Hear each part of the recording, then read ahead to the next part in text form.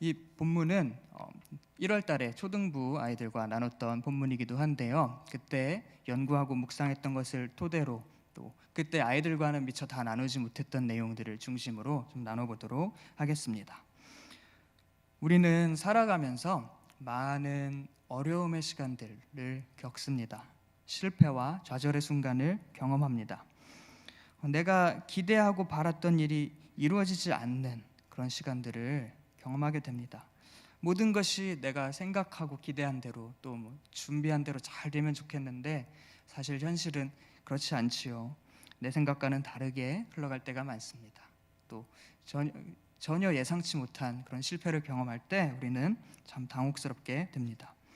특별히 이런 당혹감이나 실패, 좌절은 무언가 또 열심히 최선을 다했을 때 그랬는데도 결과가 예상한 만큼 나오지 않았을 때 더 크게 나타납니다.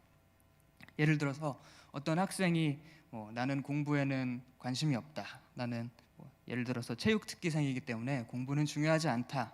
그래서 나는 공부는 안 하겠다 라고 했다면 그 학생은 시험을 봤을 때 못 보더라도 그러려니 할 것입니다. 별로 타격이 있지는 않을 것입니다. 그런데 어떤 학생이 반대로 정말 성실하게 열심히 최선을 다해서 공부를 했는데 시험을 봤는데 성적이 기대했던 것만큼 나오지 않다면 그 학생이 느끼는 좌절과 낙담은 매우 클 것입니다.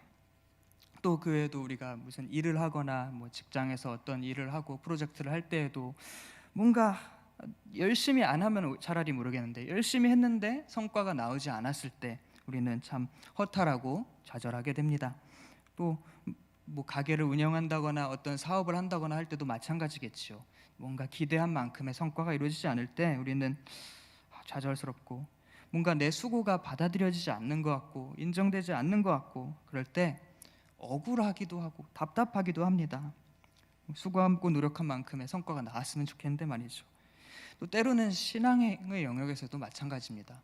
나는 예배에는 관심이 없다, 기도에는 관심이 없다 이러면은 또 모르겠는데 우리 여기 계신 분들 다 예배 잘 드리시기를 원하시고 예배에서 은혜를 받기를 원하시고 또 기도를 하고 기도의 응답을 받기를 원하시는데 우리가 예배 드릴 때 항상 은혜롭고 기도도 항상 잘 되고 하면 좋겠는데 또 살아보다 보면 꼭 그렇지는 않습니다. 왜 그럴까 싶은 기도가 어느 날은 잘 안 되기도 하고 예배가 참 은혜가 안 되는 때도 있는 것이 우리의 현실입니다. 네, 오늘이 그 시간은 아니기를 간절히 바라면서 어쨌든 그런 현실이 우리에게 있습니다. 그럴 때 우리는 마음이 무너집니다. 낙담하고 좌절하고 때로는 억울하고 화가 나기도 합니다. 그런 현실이 우리에게 있습니다.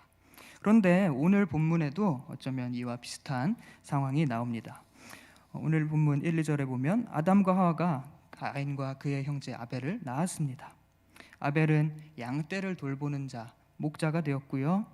가인은 땅을 경작하는 자, 농부가 되었습니다. 그리고 세월이 지난 후에, 여기서 3절에 나오는 세월이 지난 후에라는 표현은 단순히 1년이 지난 후에 또는 때가 되어 라고 번역할 수도 있습니다. 어쨌든 1년이든 세월이든 일정한 시간이 지난 후에 때가 되어 가인과 아벨은 자신들이 열심히 수고한 결과물을 가지고 하나님 앞에 나아갑니다.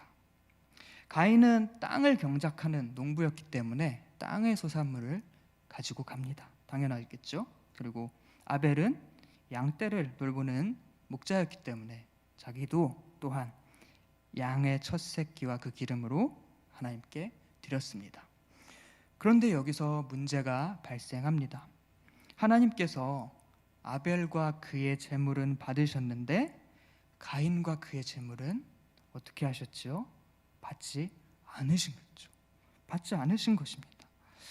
이것은 분명히 가인이 기대한 결과는 아니었을 것입니다. 우리가 하나님께 무언가를 드리면서 하나님께서 제발 이거 안 받아주셨으면 좋겠는데 라고 드리지는 않을 것입니다. 당연히 가인도 이것이 하나님께 받아들여질 거라고 생각하고 받아들여지기를 기대하고 드렸을 것입니다. 그런데 이 예상치 못한 기대하지 않았던 결과를 겪게 되고 가인은 당황합니다. 억울해하고 얼굴이 울그락불그락해집니다.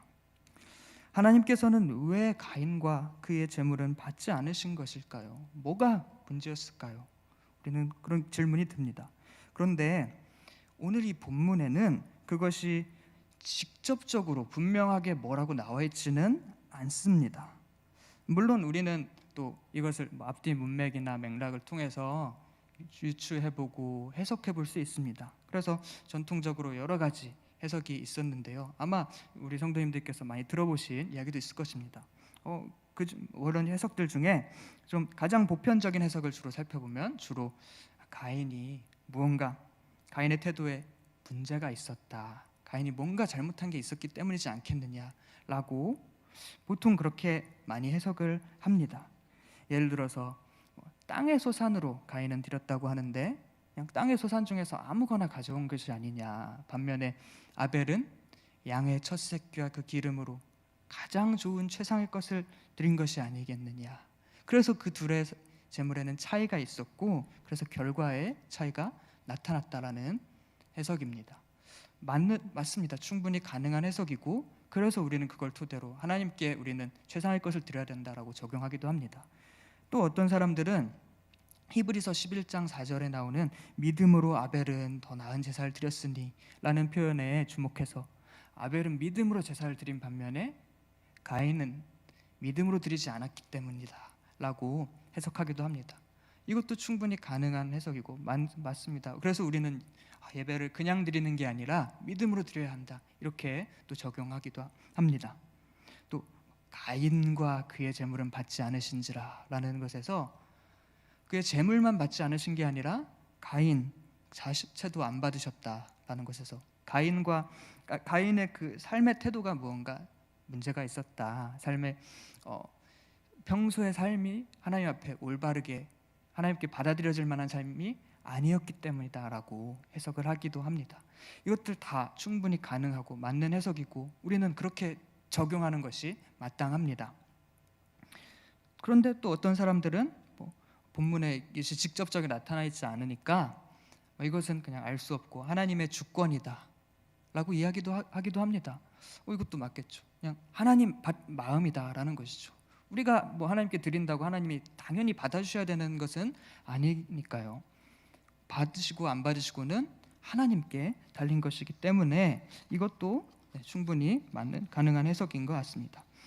그런데 이렇듯 여러 가지 해석들이 가능한데 여전히 문제가 되는 것은 본문에서 이것을 직접 하나님께서 가인과 그 재물을 받지 않으신 이유는 이것이다 라고 직접 얘기해주면 좋겠는데 그렇게 얘기해주고 있지는 않다는 것입니다.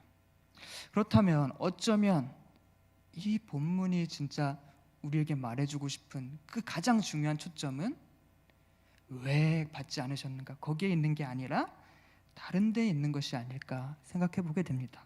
그러니까 거기에 초점을 두지 말라는 것이죠. 예를 들어서 우리가 그렇게 아까 위에서 나눴던 해석들 가지고 그렇게 적용하는 것은 맞고 정당하지만 이 본문이 정말 우리의 예배의 태도나 삶의 태도에 대해서 말해주고 싶었다면 그걸 말해주면 될 일입니다. 하나님께서 가인에게 가인아 너는 왜 이렇게 올바르지 못하게 드렸니? 믿음 없이 드렸니? 왜 이렇게 최선의 것이 아니라 이렇게 그냥 쓰다 남은 것 같은 거 가져왔니?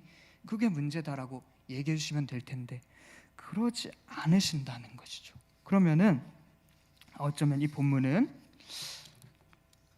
초점은 거기에 초점을 두는 게 아니라 그것보다 더 중요한 것이 있다라는 것입니다. 그렇다면 이 본문에서 우리에게 말해주고 싶은 초점은 무엇일까요? 우선은 이 가인과 그의 재물을 받아들여지지 않은 그런 것과 같은 상황이 우리에게도 있다라는 것입니다. 우리가 기대하고 예상했던 결과가 이루어지지 않는 것과 같은 뭔가 막히는 것 같고 그런 실패와 좌절 그것도 예상하지 못했던 실패와 좌절의 순간이 우리에게 있다라는 것입니다. 그 이유는 다양할 것입니다. 때로는 어쩌면 우리가 가인의 것에서 추측해 봤듯이 뭔가 내가 뭐 잘못해서 믿음이 없었든지 뭐 아니면 내가 평소 태도가 행실이 똑바르지 않았든지 그래서일 수도 있습니다. 하지만 때로는 전혀 그렇지 않을 수도 있습니다. 우리가 욥기에서도 알 수 있듯이 무언가 잘못을 했기 때문에 겪는 고난만 있는 것이 아니라 그렇지 않은 경우도 있는 것입니다. 때로는 내가 잘못한 것이 없는데도 정말 열심히 최선을 다했는데도 우리에게 실패가 찾아오기도 합니다. 또 때로는 이게 섞여 있어서 복합적이기도 하죠. 세상에 어떤 일들이 뭐 딱 이것 때문이다라고 잘라서 말할 수 있는 게 얼마나 있겠습니까? 우리 지금 코로나 상황에서 많은 분들이 어려움을 겪고 있습니다. 사실 이 예화가 조금은 조심스럽고 죄송한 예화이기도 한데 그냥 예화로 들어주시면 좋겠습니다.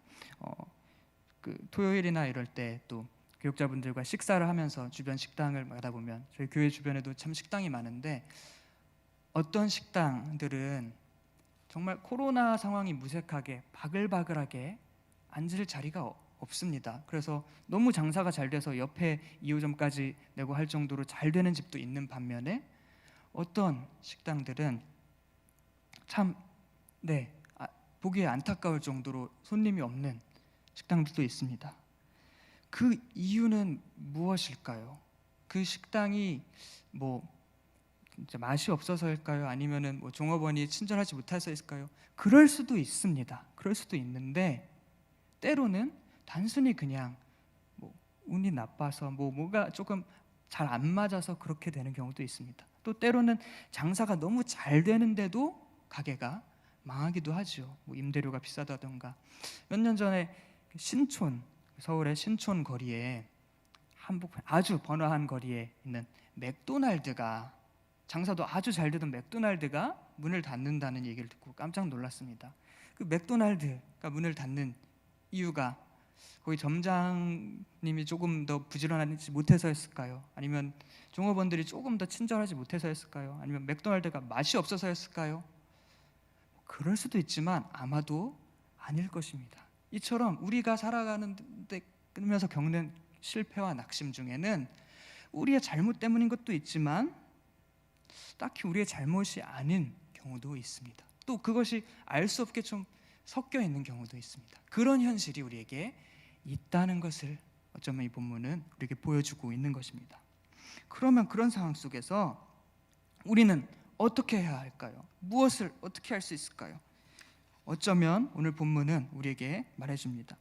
그런 실패와 낙담의 상황 속에서도 아직 모든 게 끝난 것은 아니라고 말이죠. 여전히 우리에게는 선한 것을, 그런 상황 속에서 선한 것을 선택하고 선을 행할 수 있는 가능성이 남아있다고 말입니다. 그래서 중요한 것은 이런 실패와 낙담의 순간이 찾아오는데 그렇게 할 때 중요한 것은 왜 그것이 찾아왔느냐보다도 더 중요한 것은 바로 그럴 때 우리가 어떻게 하느냐라는 것입니다. 오늘 본문의 6절과 7절에 보면은 하나님께서 가인에게 물으십니다. 네가 분하여 함은 어찌 됨이며 안색이 변함은 어찌 됨이냐? 네가 선을 행하면 어찌 낯을 들지 못하겠느냐? 그러나 네가 선을 행하지 아니하면 죄가 문에 엎드려 있느니라. 죄가 너를 원하나 너는 죄를 다스릴지니라. 아멘. 이렇게 말해주고 있습니다. 그러니까 여기서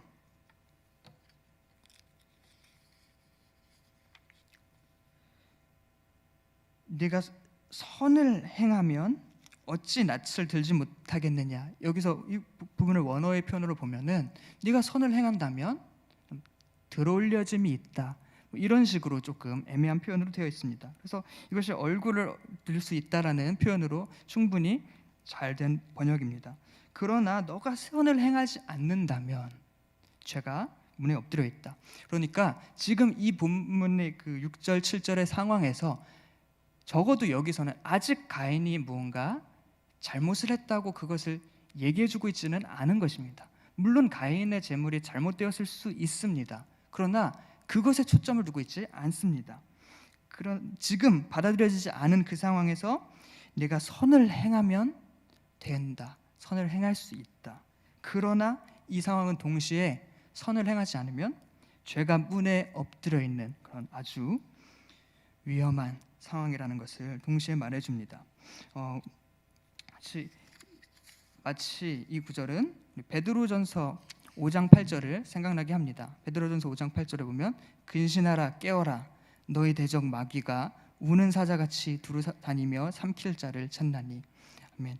이렇게 말씀해 주는 것처럼 죄가 마귀가 우리를 집어삼키려고 기다리고 있는 그런 위험한 상황인 것입니다. 그러니까 즉 가인의 제사가 받아들여지지 않은 것 같은 그런 상황은 우리에게 아직 무언가 반드시 내가 잘못했고 그런 것은 아니지만 찾아오는 실패의 순간은 이것이 죄에 넘어지는 것으로 연결될 수 있는 아주 중대한 기로에 서 있다는 것입니다. 아주 위험한 상황, 그렇지만 또한 중대한 기로에 있는 상황이라는 것입니다. 그러면서 동시에 여전히 아직 그 죄에게 넘어지지 않고 죄를 다스리고 선을 행할 수 있는 가능성이 있다라는 것이죠.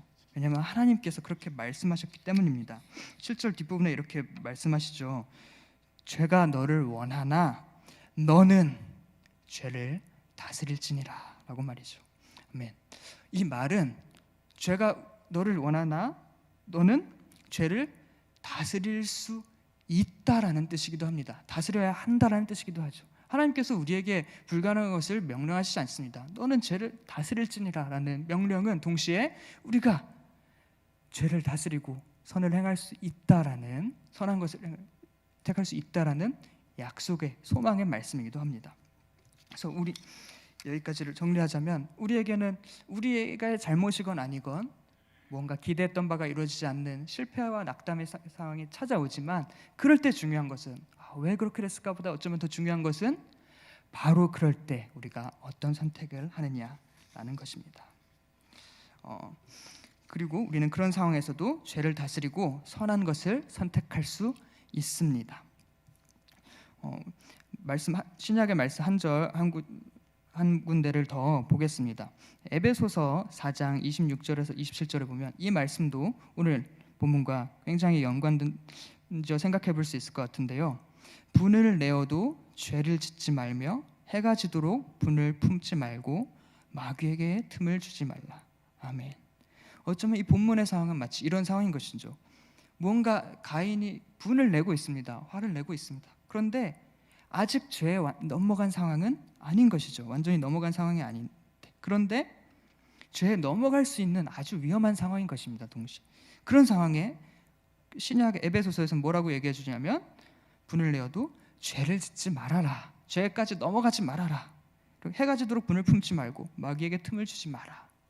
다시 말하면 여전히 죄를 짓지 않을 수 있다라는 것입니다. 죄에게 넘어가지 않을 수 있고 또 죄에게 넘어가지 말라라는 명령이죠.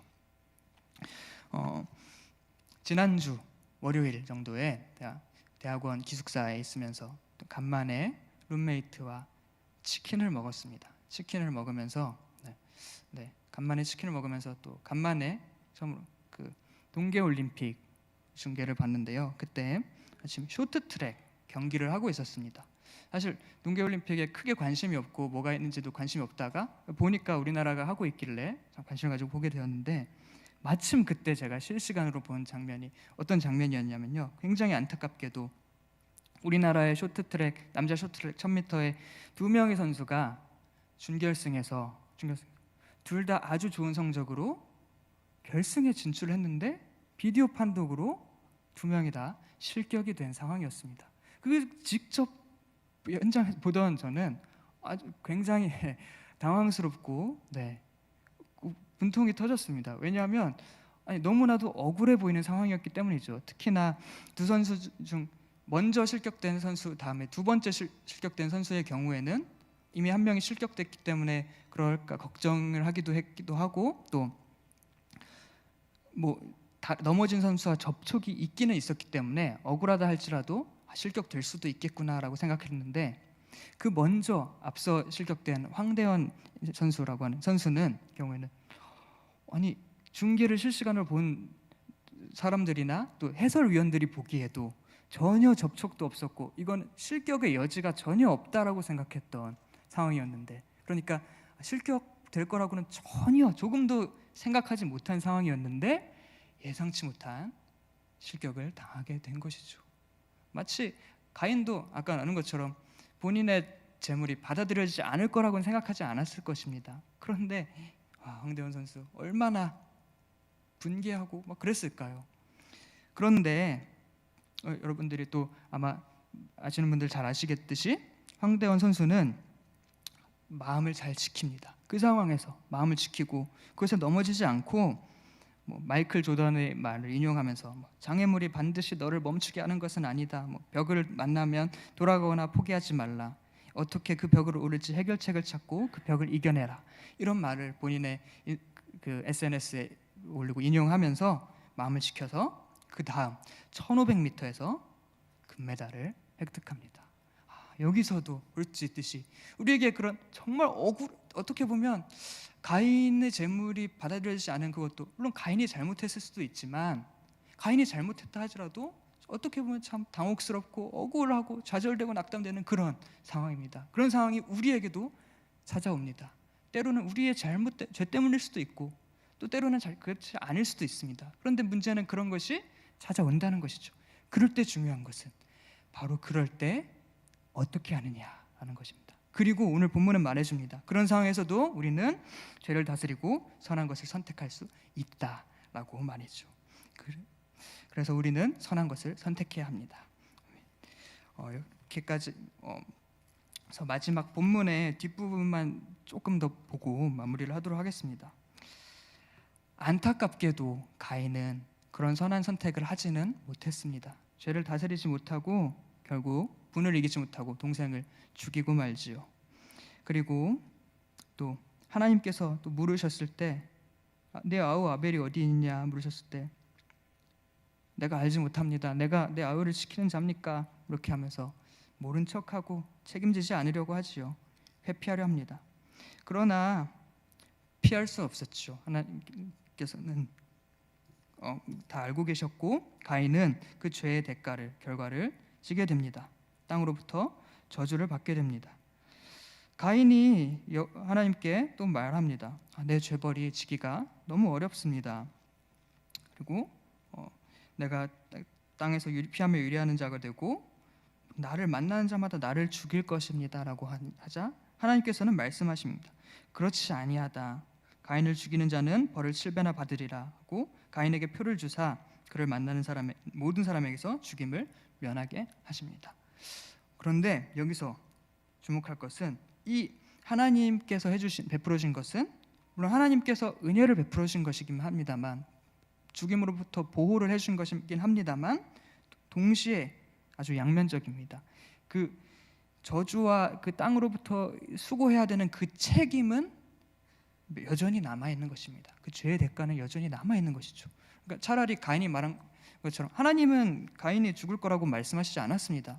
저주를 받고 수고하게 될 것이다, 방황하게 될 것이다 라고 말씀하셨는데 가인은 그러다 내가 죽임을 당할 것이다 라고 하는데 하나님은 그렇지 않다. 죽임을 당하지는 않을 것이다 라는 거죠. 오히려 차라리 죽임을 당하면 그 수고와 저주가 끝나는 것인데 그렇지는 않다. 너는 그 책임을 다해야 한다. 다만 그럼에도 하나님께서는 보호하시는 은혜를 또 베풀어 주시는 거죠. 이렇게 책임과 은혜가 양면적으로 나타나는 것입니다.